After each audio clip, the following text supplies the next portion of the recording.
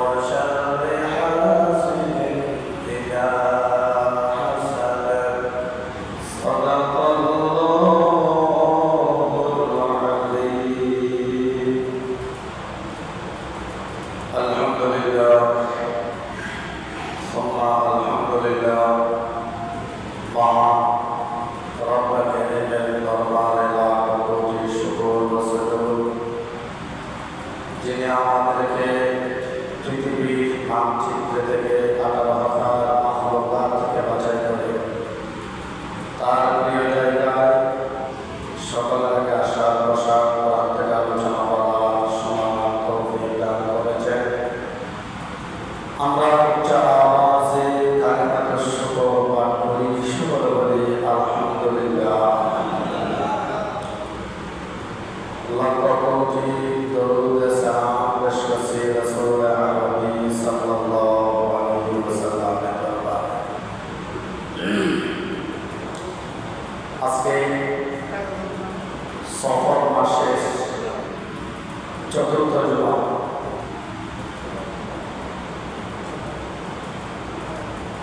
এই সপ্তাহের শেষে আমরা যেটা আখেরি 4 সোমবার বলা হয়, এই সপ্তাহের শেষের দিকে সফর মাসের শেষ বুধবার আখেরি 4 সোমবার থেকে মিশ্রণটি শব্দ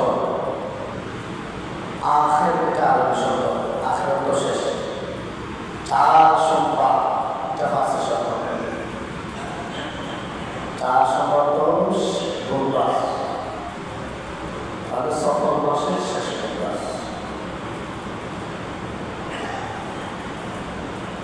আমরা জানি অসুস্থতা হয়েছে, সুস্থতা হয়েছে, কিন্তু এটা আমাকে হয়তো জানি না বুঝি কি অসুস্থ হয়েছে, কি কারণে অসুস্থ হয়েছে, বিষয়টা কি।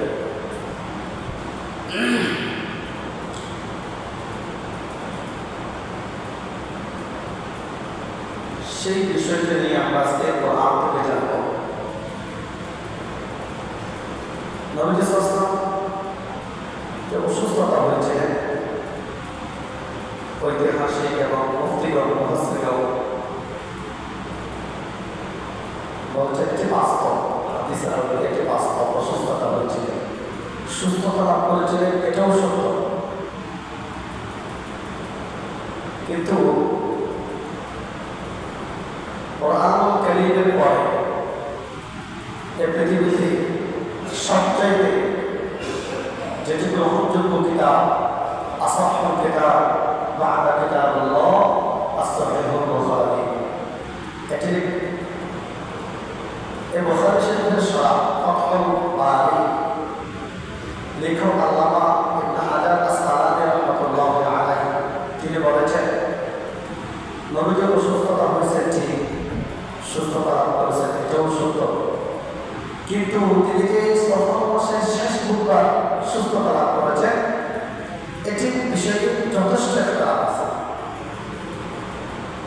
যথেষ্ট মতবিরোধ আছে। তিনি কোন দিন সুস্থ হয়েছেন, সেটি কি বুধবার নাকি বৃহস্পতিবার নাকি মঙ্গলবার নাকি শুক্রবার, যথেষ্ট মতবিরোধ আছে।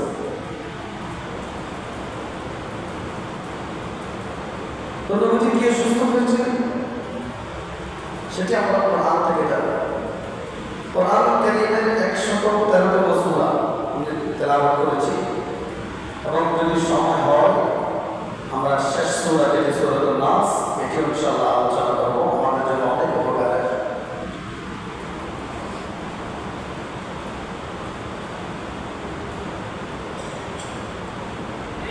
কোরআন কারীমের এই সূরা সূরাতুল ফালাক, এই সূরার মধ্যে ইহকালী বিপদ আপদ, দুঃখ কষ্ট সমস্যা, এগুলো থেকে পরিত্রাণের জন্য, বাঁচার জন্য, আল্লাহর কাছে আশ্রয় প্রার্থনার জন্য বলা হয়েছে। আর পরবর্তী যে সূরা সূরাতুন নাস, এটি পরকালীন সমস্যা সমূহ থেকে, সকল বিষয়ের বিপদ আপদ থেকে, অকল্যাণ থেকে বাঁচার জন্য আল্লাহ পাক আমাদেরকে শিক্ষা দিয়েছেন।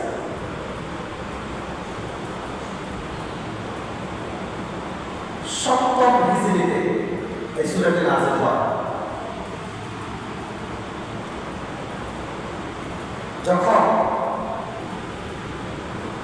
মুশরিক, ইহুদি, খ্রিস্টান, কাফের সবাই মিলে প্রবলভাবে ষড়যন্ত্রে লিপ্ত নবীজিকে জীবন নাশ করে, জীবন শেষ করে তারা ধ্বংস করার জন্য সবাই ষড়যন্ত্রে লিপ্ত হয়েছে।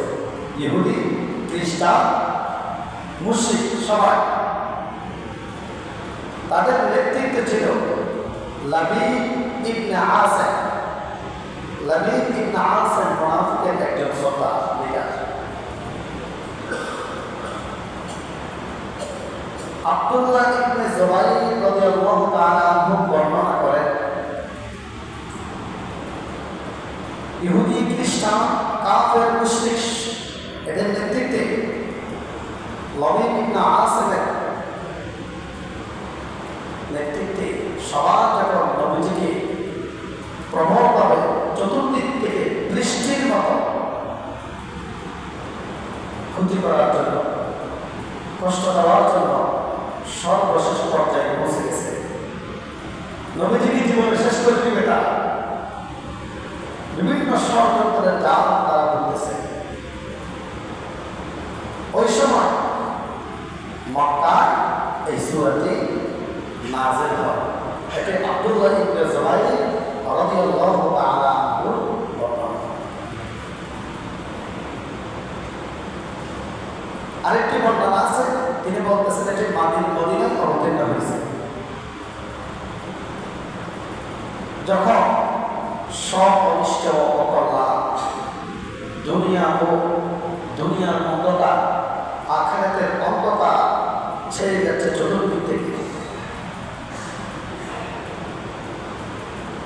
নবীজিকে সর্বশেষ কষ্ট দেওয়ার জন্য, সময় ধ্বংস করে দেওয়ার জন্য ষড়যন্ত্রে লিপ্ত, তখন আল্লাহ তাআলা এই সূরাটি নাযিল করেছেন। মদিনায় নবীজিকে আল্লাহ পাক রব্বুল আলামিন পবিত্র করেছেন।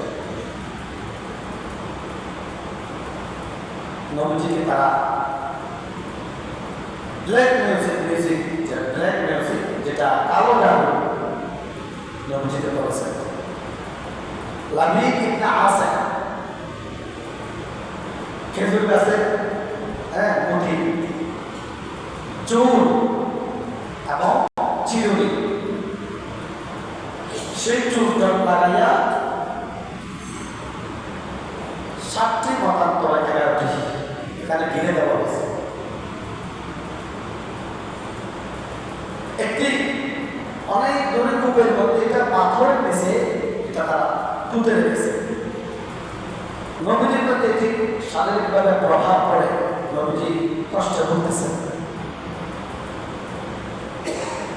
ঠিক ওই সময় আল্লাহ পাক রব্বুল আলামিন এই সূরাটি নাযিল করেছেন। সূরা ফালাক এবং সূরা নাস, এই সূরা দুটি নাযিল করেছেন। জাদুর বাস্তবতা, শরীয়তের দৃষ্টিকোণ থেকে জাদু ফতোয়া হলো জাদু হারাম। জাদু টোনা করা মানুষকে হারাম।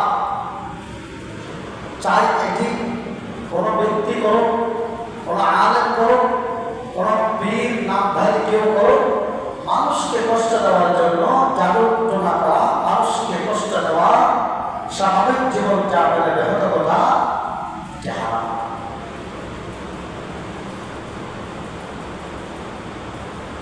আরেক পক্ষ বলতেছে জাদুর কোনো বাস্তবতা নেই বৈজ্ঞানিক দৃষ্টিকোণ থেকে, কিন্তু আমরা লক্ষ্য করি অনেক সময় মানুষের শরীরের প্রতি তার প্রভাব ফেলে মানুষের স্বাভাবিক জীবনযাপন পরিবর্তন হয়ে যায়, মানুষ তার স্বাভাবিক গতি সম্পূর্ণ বাধাগ্রস্ত হয়ে যায়।